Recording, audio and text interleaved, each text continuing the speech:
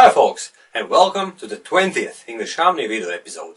I really hope you've been enjoying my videos and you've gained plenty of useful advice to implement when you're speaking English. Today, I'm going to tell you about a certain aspect of being a foreign English speaker, namely, being aware of the fact that on certain occasions you lack English understanding and also you're not probably able to speak as well as you would want to.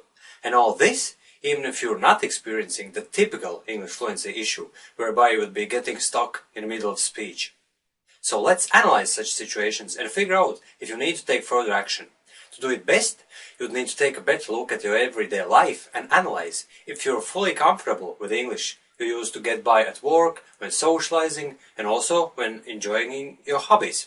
If you're happy with those aspects of your life, and the only problem that occurs every now and then is the sudden inability to speak properly for some reason, please, let's go back to the 18th and 19th video episodes where I'm telling you how to manage such situations.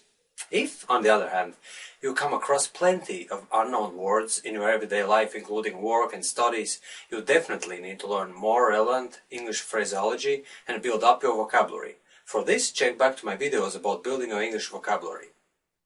However, on way too many occasions, foreign English speakers may get overly concerned about lacking English skills in areas that aren't actually relevant for them. I'll bring up an example from my own life so that you can see what I'm exactly talking about. I remember I had signed some contract. I'm not really sure whether it was a house lease or something else, but that isn't the point.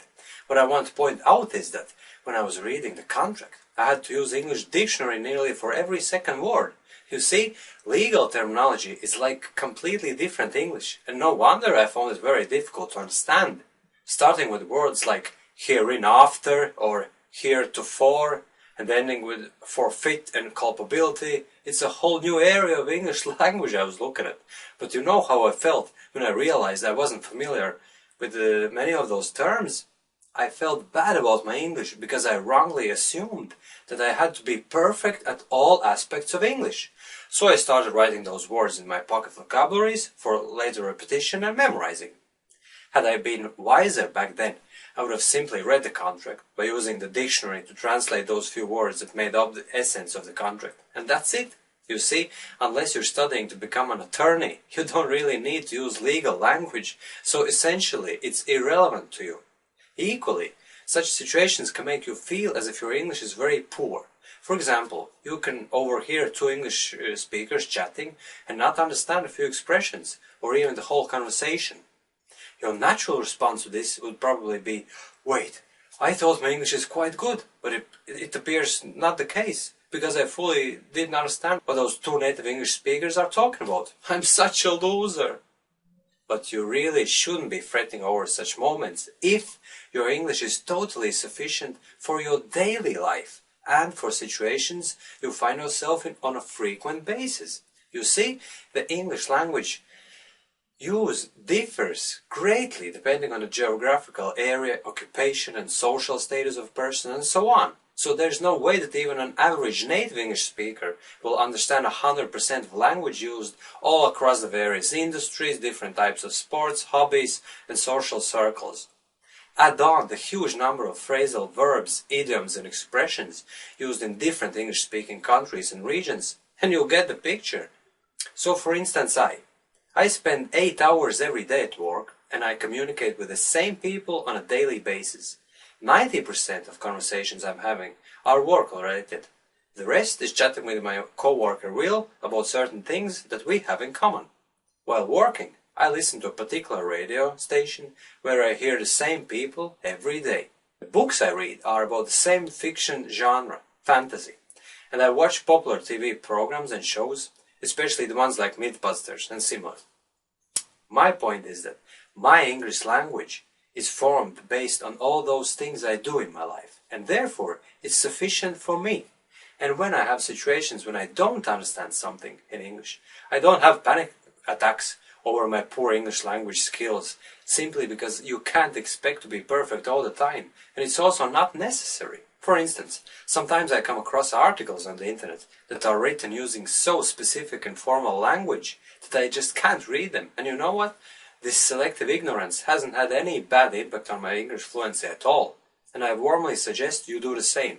Don't lose your head over insignificant moments of confusion and misunderstandings in English if they happen outside your comfort zone. Some of you might say that I'm advocating for a conservative and introvert lifestyle by saying that. Well, I don't buy that. You see, I define your English language comfort zone by your daily life, and that is essentially how you live. If you're a mad adventurer and you spend your days traveling the world and meeting lots of people all the time, that is your comfort zone, and over the years your English will quite naturally become sufficient for your lifestyle.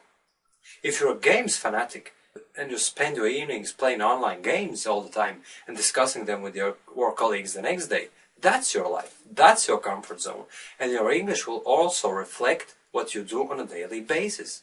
Of course, you still have to make an effort in order to acquire new English words and phrases within the environment you're constantly in, because speaking foreign language definitely involves learning new things every day, even if you don't notice it. But the bottom line here is the following.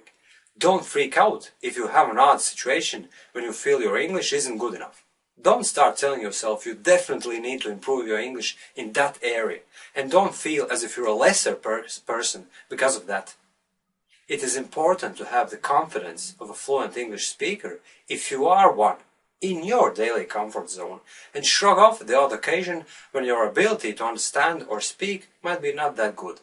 So focus on the 99% of your life when your English is good enough, rather than on that 1% when you're struggling a bit. This piece of advice alone can take you further in improving your English than learning English words you're not going to use anyway, or drilling boring grammar rules in your head instead of enjoying a nice conversation or reading an interesting magazine article.